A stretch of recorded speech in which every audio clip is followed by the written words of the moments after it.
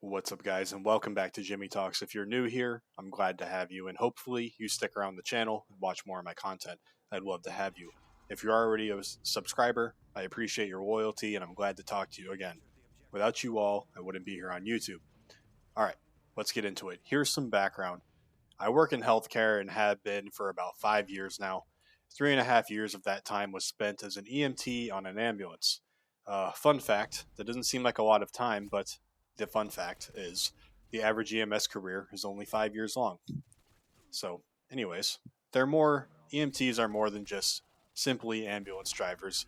They provide life-saving treatments just the same as a paramedic. Driving the ambulance is just part of the job. Anyways, I have worked in busy urban systems where I could get 13 to 14 calls for service in a singular 12-hour shift. And I've also worked the opposite environment, rural services with 24-hour shifts and a lot less call volume. Both of them have their unique aspects in the way we'd approach treatments for patients, response times to the scene, transport times from scene to the hospital, and communication to patient populations. For example, in the urban system, response times were typically 5 to 6 minutes or less, and transport times varied depending on the hospital that we'd go to. But typically, this was anywhere from 5 to 10 minutes. It was very short in the urban system. This meant we typically loaded up the patient, and sometimes we could not do all the treatments the patients needed just due to so short of a hospital time. So the staff in the emergency room would finish up what we weren't able to touch up on during transport. However, in the rural system, we sometimes spent a bit of time on scene if nothing serious was happening, so we would educate the patient on medical problems and how to treat them, and maybe stay on scene longer performing interventions if it was a bit more serious. So interventions, by the way, is just another way of saying treatment, which can be drug administration, oxygen administration, or bandaging wounds. But yeah, anyways, in the urban system, I saw lots of crazy shit that really stuck with me forever. I won't go into too much detail, as honestly, I just don't remember a lot of that stuff until something is able to ring up my memory. But it was in a rather high crime city in the Northeast, and I also did the night shift, which, a lot of crazy shit happens during the nighttime. Plenty of shenanigans were had. I've seen rotting dead bodies with maggots coming out of them because they've been sitting there for a week, and I've actively seen people shooting each other as a brand new EMT, no less, on the job. Heck, my first shooting call was on field training time, if that'll tell you anything. The gang shooting that actively happened in front of me it happened when I was only 2 months on the job. It's kind of crazy. This was just the first of many, by the way, but anyways, that's just a little bit of background information and honestly some slight rambling. Let's get into the first thing that I learned. Tip number 1, don't stand in front of doors or windows. The reason for this is people can and will shoot you through a door. Same with a window. It kind of shocks and scares people when you tell them that, or new trainees that are fresh out of EMT school, but it's what I was told day one, and I follow the rules religiously. You never know who you're dealing with when someone calls 911. You can knock on a door and boom, bullets get sent right through it. Of course, that's not very likely for an ambulance, but crazier shit has happened. And, doors are pretty weak. Most calibers will go right through it, but this isn't just a paranoid delusion either. People have called for paramedics, yes, the ambulance, just to ambush them. First responders are just that, the first people who arrive. We work with the general public, and the vast majority of the public are just normal, hardworking people. They're just living their lives, trying to get by, just like you and I. And then you have the really small percent of absolutely insane people, for whatever reason or another. They're just fucking Looney Tunes, okay? It is what it is. Got to keep yourself aware and on your P's and Q's at all times. Anyways, that brings me on to my next one. Number 2, always have an escape route. When we pull up to a scene, after calling out our location to dispatch, we will position the ambulance in a way that makes exiting the scene very easy. For example, we'll reverse into a house's driveway instead of just pulling in and then reversing out when we're ready to leave. This makes it easy for us to leave the scene with our patient on board without fiddling around and trying to put it in reverse, Terry. So yeah, same thing goes when you're on foot and you're in someone's house. Try to, the most you can, keep your back facing the door without letting someone or something get in between you and your exit. Some call it paranoia. I call it being careful because you never know who you're dealing with. Plenty of my past coworkers were assaulted on the job, and it's because they let their guard down. I've been attacked numerous times by absolute maniacs, but no real damage was done because I had some idea of what I was getting into just due to body language and the tone of the individual I was speaking with. This brings me on to my next point, number 3, situational awareness. This is a broad answer, and I find it kind of a cop out answer because no one actually explains it well enough for people to put it into practice. They're just like, oh, situational awareness. And then they just like walk away. So let me explain it. Everywhere you go, you should be aware of your immediate surroundings, first of all. Am I in a high foot traffic area? What cars are near me if you're driving? For practical purposes, this will keep you from hitting a pedestrian or someone's car while driving, which is a silly and often avoidable mistake usually, but most of the time, of course, anyways, accidents happen. Anyways, yeah, if I'm going into a gas station, for example, and there's a homeless man standing outside and he's acting slightly erratic, I should probably just avoid eye contact and just move quickly past him. It's situational awareness. You should know what's around you. What about the group of 3 or 4 suspicious looking people standing outside the door of a gas station with their hoods up at 4 a.m.? Yeah, I'll just go to a different gas station. The white monster is not worth the risk here. Simple stuff like that. Is the person I'm speaking to during a 911 call speaking to me without making eye contact? And when they're not making eye contact, are they also clenching up their fist? Okay, maybe I should take a step or two back because this body language is screaming, I'm going to hit you. Always be aware of your surroundings and what's inside of it. This brings me on to my next point, as if you're aware of your surroundings, you should also, number 4, listen to your gut. Speaking from a purely practical standpoint and no danger involved at all, I've had situations where I think my patient is about to rapidly deteriorate rather quickly. In other words, I'm pretty sure this guy is going to die within the next 30 minutes or less unless a serious medical intervention is completed for them. Okay, you should probably get moving then. Same thing applies for dangerous situations. If something feels like off, listen to your gut. Nothing wrong with being safe rather than sorry. We had a fella call for like a foot ache or something rather benign, which, by the way, is way more common than you think, calling an ambulance because your foot hurts.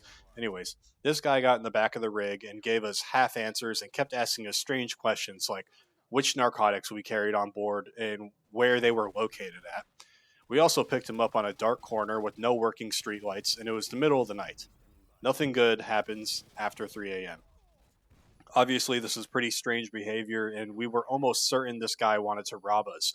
So we just watched his hands in his pockets the whole entire time, as well as his waistband, as that's where weapons are typically held. And eventually he refused transport and just left the ambulance. Probably because my partner and I were pretty big dudes and we weren't easy targets. Anyways, lesson learned, don't be purposely naive if something feels off. Number 5, de-escalation is crucial. Avoiding a fight is always better than getting into one. I've had plenty of awfully aggressive people or just people upset at someone or something for one reason or another that had nothing to do with me at all.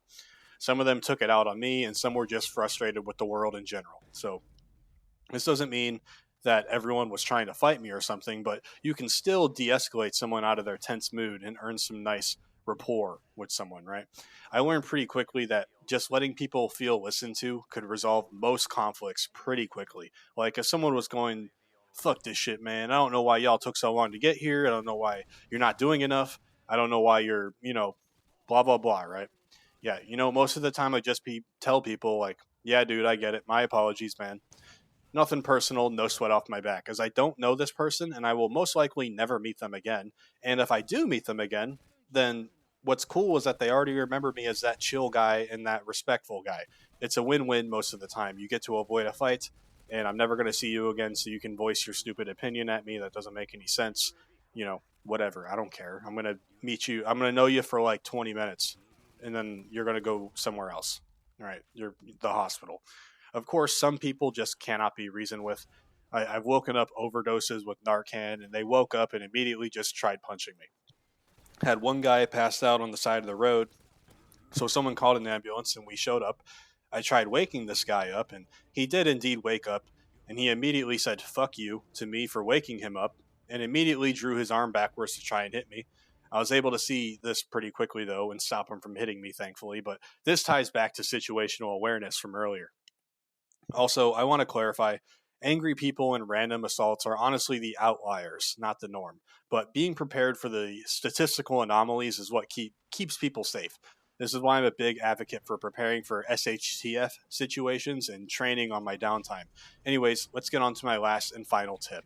Number 6, resilience is key, mental resilience. Here's another cop-out answer that I don't like hearing is because it's just super generic. But what's different in a Jimmy Talks video is that I'll actually explain a generic answer so you can understand it. There's a couple things that sometimes bothered me. Notifying family members on scene that their mom or your dad or your grandparents, sister or brother or whatever is dead in the other room while someone's doing CPR on them or we have a Lucas machine on them and we've stopped resuscitation efforts. Telling them that is never easy. I can still vividly remember the times I've had to tell people that they just absolutely break down. And it feels kind of stupid and silly to talk about it here on YouTube like I'm trauma dumping, but that's not what I'm trying to do. The point I am trying to emphasize here is that you need to keep it together. You are the face of the agency that you work for, and the next call for service, those people need you.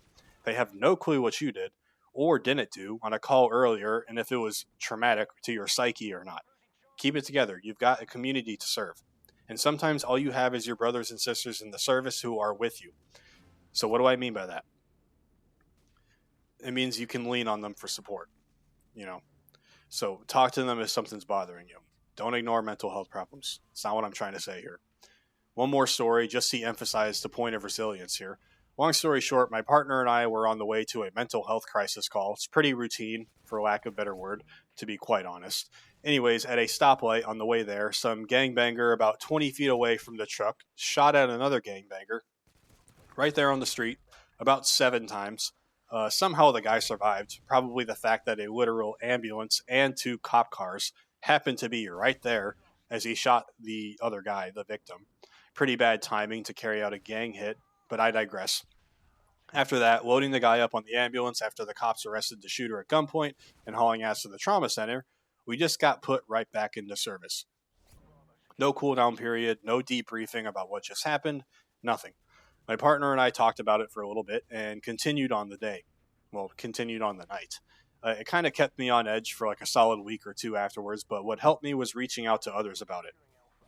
I had some friends of mine who helped out, telling me I did a great job for someone who'd only been on the job for 2 months total at the time. I described to them how I could feel myself tunnel visioning during the call, and I was able to snap myself out of it and return back to the task at hand, which was placing wound dressing over the gunshot wounds. So anyways, yeah, sometimes kind of painful to talk about that stuff and relive it without sounding cringe. I ended up leaving EMS altogether. My mental health improved dramatically, as did my paychecks. In my city job, I only made $18.75 an hour. At my rural job, I made, wait for it, $13.50 an hour. Yep, the garbage pay is actually probably the main reason I left. Sacrificing my life and soul and mental health for $13 an hour, fuck that. No support from management, horrible benefits, no retirement plans. Yeah, get fucked. People are shocked when they hear this.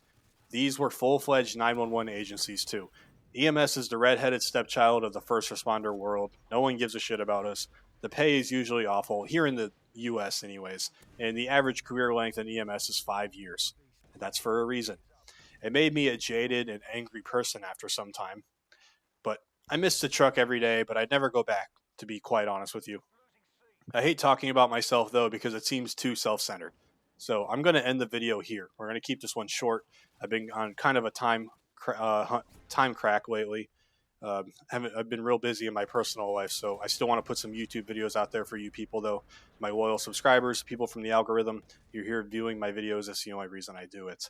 So I wanted to give you something, and this is something I thought would be a good topic. So anyways, that's a lot of Jimmy Talks lore that we just unpacked. If you enjoyed the video, let me know in the comments below. Let me know what other topics you want to see. If it sounds good, I'll look into it. Guys, this video was kind of off the cuff, so that's why this script sounds a little bit unprofessional sounding compared to my other ones. I didn't spend enough time on this one, but I got some scripts cooking up right now. stuff that takes me a week at a time. I really work hard every single day trying to get you the best YouTube videos with the best content inside of them and the best, most information packed as well with sources to back them up. If you enjoyed the video, let me know in the comments below. Let me know what other topics you want to see. If it sounds good, I'll look into it. Guys, I read every single comment that's on there, that's on here. The comment section is absolutely crazy. I went through this whole entire video with one take. I didn't even edit it at once, so that's probably why I'm talking a little bit weird and not the normal way I talk when I have a really polished and final edited script. This is literally the rough draft I'm reading. I'm not even done with this one. But anyways, as I always say at the end of my videos, stay true to yourselves. Jimmy Talks out.